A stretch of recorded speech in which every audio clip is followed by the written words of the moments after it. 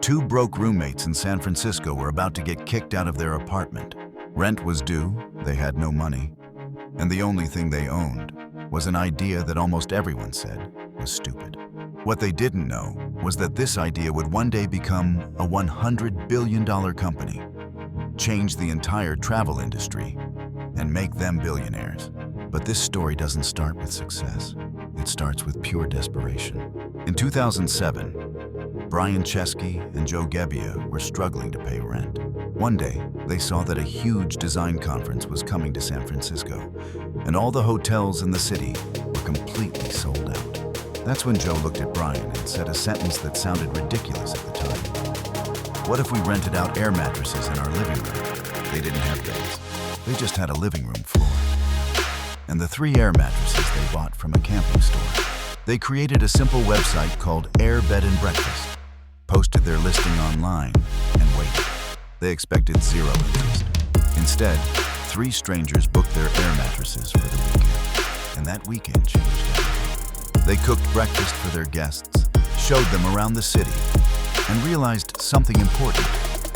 People weren't just paying for a place to sleep. They were paying for a personal experience. They felt they were onto something. But one weekend doesn't make a company, and they still didn't know how to turn this idea into a real business. They called their friend Nathan Blecharczyk, a coder, to join them and help build a real platform. The 3 of them worked non-stop, launching the first version of Airbnb during the 2008 presidential election. They thought it was perfect timing. They expected millions of visitors. Nobody came. They had a website. They had listings. They had passion.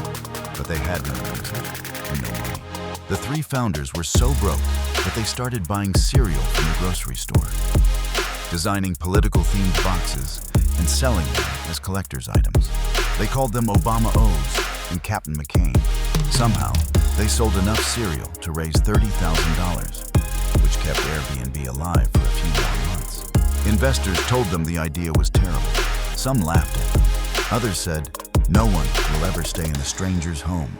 Airbnb was rejected by more than 15 investors. But the founders didn't quit. They knew people loved the concept. They just needed to understand why most hosts weren't getting bookings. When they looked deeper, they found the problem. The photos were terrible, blurry, dark, unappealing. No one wants to book a home that looks depressing online. So Brian and Joe grabbed a cheap camera, flew to New York, and personally took professional photos of every host's listing.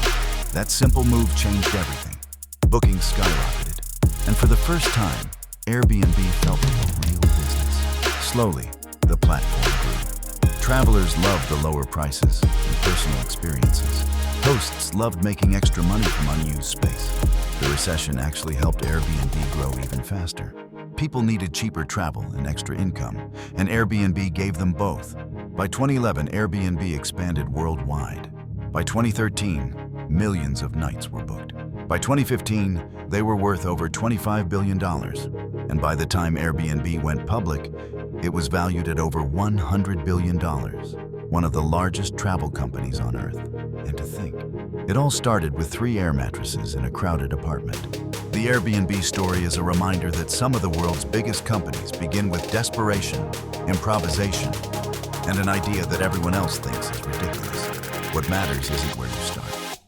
It's how far you're willing to go when everyone doubts you. This is Business Untold. Subscribe for the next story.